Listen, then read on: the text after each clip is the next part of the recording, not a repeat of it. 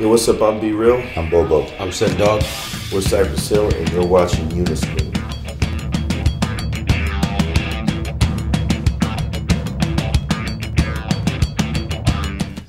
Well, the way we came across to know each other, Be Real was dancing and Be Real was a break dancer in a crew that some of my friends hung out in, and that's how I met him. And after a while, you know, he just started rapping on his own, and we formed our first crew. But that was around I don't even remember what year, but we didn't start Cypress Hill till like 88, 89, you know. And you know, since we first started hanging out, it just became just regular hangout since then, you know what I mean? And then, you know, by the time we met Muggs, all of us were already rapping and whatnot. So we just had this idea that, you know, we were gonna be successful, and we never really thought anything other than that, you know. And we just kept on hip hopping, and eventually, you know, we started meeting people, you know, and that were in the business, in the industry already, and we just kept going from there. Our first group was called DVX, and that was around for maybe 3 or 4 years, and then we eventually started Cypress Hill. But you know, when we were young like that, of course, we were thinking that, you know, oh, we're gonna blow up and be major rap stars and this and that. You know, it never once occurred to us that might not happen. But that's how we started Cypress Hill. And you know, and before Cypress Hill was, you know, a rap group, it was like a street football team, kind of like a gang, more, you know what I mean, more of a gang. You know, and then when we started our group, we didn't know what to name it, so we were just like, let's just name it after the neighborhood, you know, Cypress Hill, and that's where we started at, you know.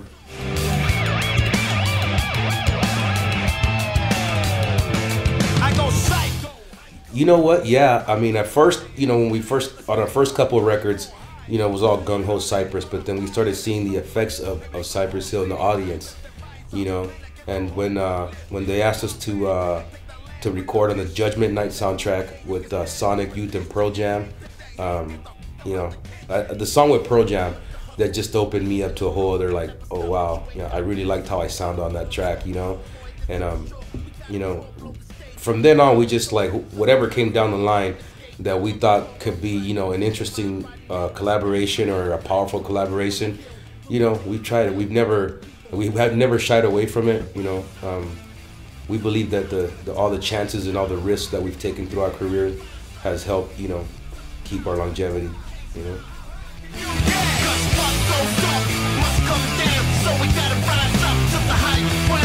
Yeah, definitely, it's been used by many groups in that aspect. You know, Public Enemy was one. Boogie Down Productions, when KRS-One had to go do his own thing, he did that many times.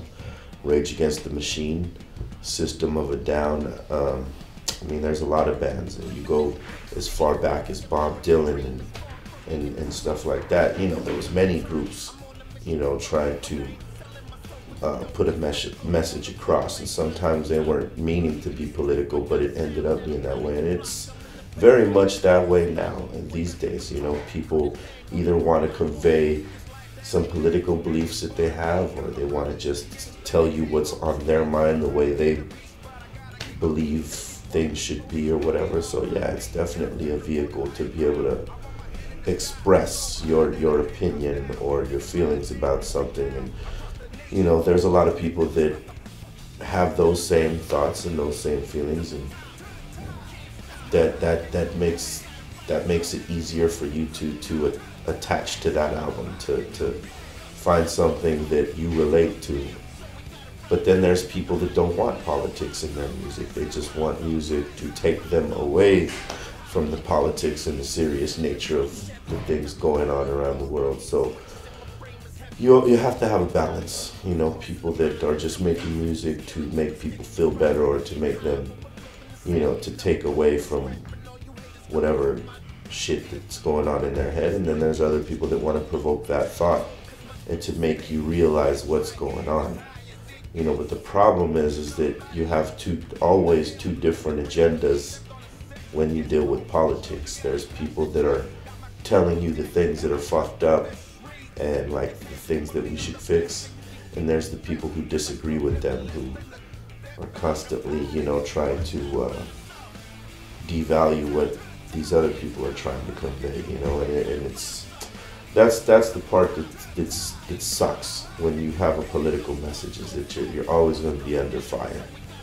But those are the chances you take as an artist, and a lot of these groups that take those chances, you know, are very well respected and loved. You know, Rage Against the Machine, everybody loves them, even though there's a small portion of people that maybe don't agree with what they talk about or in their beliefs, you know. But that's the thing, and you have to make your choice on what type of band you're going to be, you know. And those bands made their choices, and for some of them it was a great choice. Some of them not so great.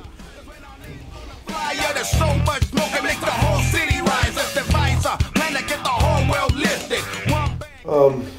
I mean, you know, it has its positive and negatives, you know. The positive is that you got your music out there, you're a success, so that you know, you have a career, so you can take care of your family, take care of yourself, and, you know, do something positive with your life. On the negative aspect, it's, you know, now you're not a private figure anymore, you're a public figure. So a lot of the things that a private individual has, you no longer have, and you have to accept that. And, you know, words like role model get placed upon you when you're not necessarily looking at yourself as a role model, you're looking at yourself as an artist.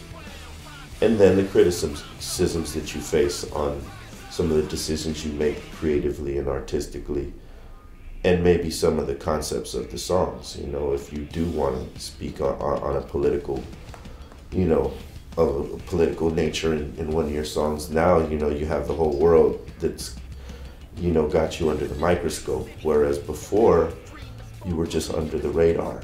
And so those are a couple of the things that you give up. And then, you know, stuff like this, we're on the road away from our families for you know, a length of time that you end up missing home and missing family, and they miss you and stuff like that. But it's all the sacrifices that you make to be a part of this game and to, you know, be an artist and to play your music across the world.